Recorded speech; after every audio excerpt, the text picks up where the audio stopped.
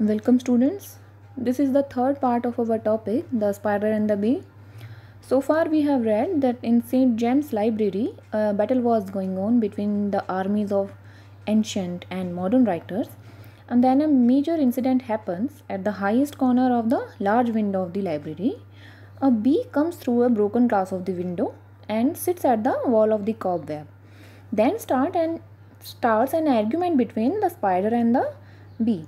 The spider says to the bee that you are a plunderer and you only possess a pair of wings and a drone pipe. Now let us continue our essay. I am glad, answered the bee, to hear you grant at least that I am come honestly by my wings and my voice. So now bee replies to the spider that I am happy. I am happy to hear that you at least you accept that I come honestly by my wings and my voice. For then it seems I am obliged to heaven alone for my flights and my music. Heaven means God. Because in that condition I am grateful to God only for my wings and my voice. So he is saying that I am obliged to God alone for my flights. For my flights means wings and my music. Music means voice. Providence would never have bestowed on me two such things, two such gifts without designing them for the noblest ends. And I believe, so the bee is saying that I believe that God would have never given me two such gifts without planning them for a good reason. That is, God have given me these two gifts for some noble purpose. Noble and means some noble purpose. I visit indeed all the flowers and blossoms of the field and the garden. He is saying that it is true that I visit all the flowers of the fields and garden.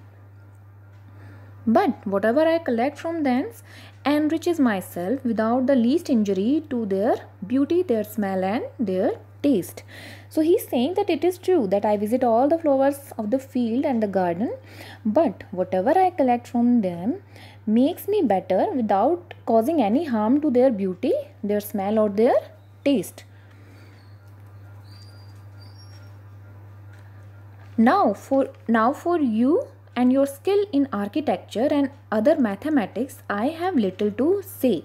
Now if we talk about your skills in architecture and mathematics, I have a little to say.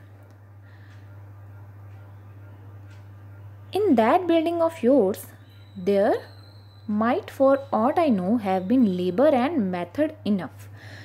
I know that, so the bee is saying that I know that you have used enough labor and method while building your cobweb.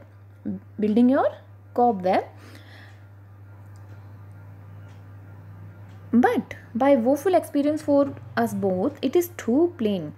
But I think it is too plain. The design of your cobweb is so simple and so ordinary. There is nothing remarkable about the design of your cobweb. The materials are not, and the material used for this is not. Not means nothing. So the materials of which your house have been made are worthless, nothing worthless. And I hope you will henceforth take warning and consider duration and matter as well as method and art. And I hope from henceforth means from now on, I hope you will henceforth take warning. I hope that from now on you will take warning and consider duration and matter as well as method and art. And I hope from now on you will take warning and consider duration. Duration means a time for which your house will last. Okay. And matter is material of which your house is made. And be saying that I think you should also consider your skills and art while making your cobweb. Now we should interpret all these lines in reference to the writings of the moderns, because the spider represents moderns. We know that here bee is the symbol of ancient and the spider is the symbol of moderns. So here all these things like duration, matter, art and skill, all these things are about modern writings. And the bee is giving advice to the spider to improve all these things. You boast indeed of being obliged to no other creature but of drawing and spinning out all from yourself. Further, the bee says that you beast, that you are not obliged to any other creature for your material. You say that you say that for drawing and spinning out means कातना जिसे कहते हैं, because जब spider जब web बनाता है वो एक थ्रेड के रूप में मटेरियल निकालता है. So but of drawing and spinning out all from yourself. You say that for drawing and spinning out you are not obliged to anyone. That is to say, if we may judge of the liquor in the vessel by what issues out, you possess a good plentiful store of dirt and poison is in your breast. So now we talk about the liquor. Liquor here is used for material that you use. You possess a good amount of dirt and poison in your heart, and this is the material you use for the construction of your cobweb. And thou I would by no means lessen or disparage your genuine stock of either, yet I doubt you are somewhat obliged for an increase of both. So here he is saying, although I don't want to disparage your stock of dirt and poison, but I believe that to some extent you are obliged to a little outside help for an increase in them, increase in dirt and poison. For an increase in both, to a little foreign assistance. Your inherent portion of dirt does not fail of acquisitions. Acquisitions means arjan karna by sweeping exalted from below. So he is saying that although you have some inherent portion of dirt in you, but when someone sweeps the floor, sweeping means jhadu lagana, that when someone sweeps the floor, then there are dirt particles everywhere in the air, and all these dirt particles you inhale, and that way you purchase that portion of dirt from below. And one insect furnishes you with the share of poison to destroy another, and when you eat one insect, it provides you some portion of poison to destroy another insect, because insect himself possesses some amount of poison, and when you eat it, you increase your portion of the poison. That way you are also dependent for your material on some outside sources. So that is that in short the question comes all to this, whether is the nobler being of the two. The question is which one is the nobler things of the two, like which one is better, spider or bee. By a lazy contemplation of 4 inches round, by an overweening pride which feeding and engendering on itself turns all into venom, producing nothing at all but flyban and a cobweb. So on the one hand there is a lazy spider, okay, a lazy contemplation of 4 inches.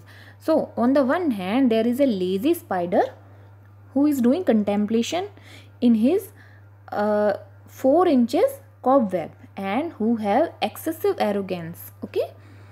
Overweening pride means excessive arrogance for producing, arrogance about feeding and producing by itself, feeding and engendering on itself, turns all into venom and producing nothing at all.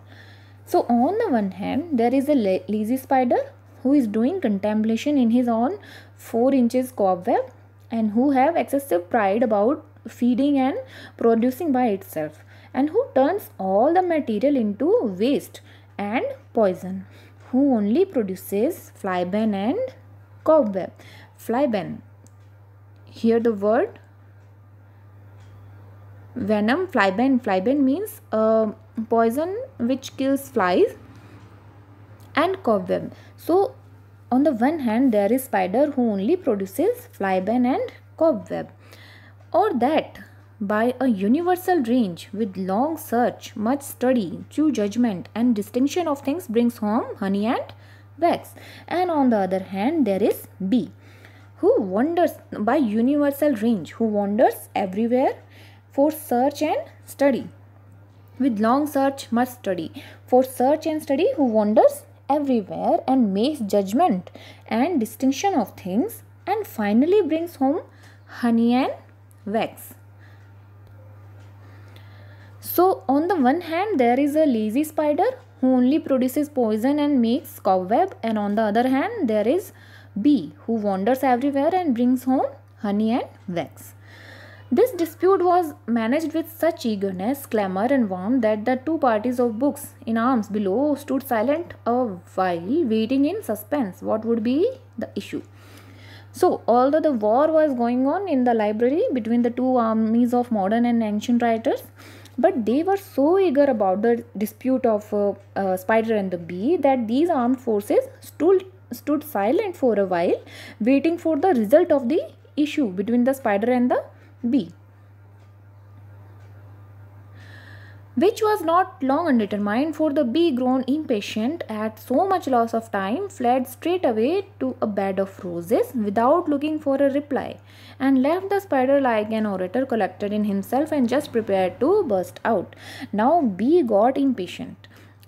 Impatient means बेचैन होना at so much loss of time. So now bee got impatient at so much loss of time and fled away to a bed of roses without waiting for a reply from the spider, and he left the spider like an orator who is contemplating and ready to burst out, who is ready to speak. So that is all for today's lecture. Thank you so much for watching.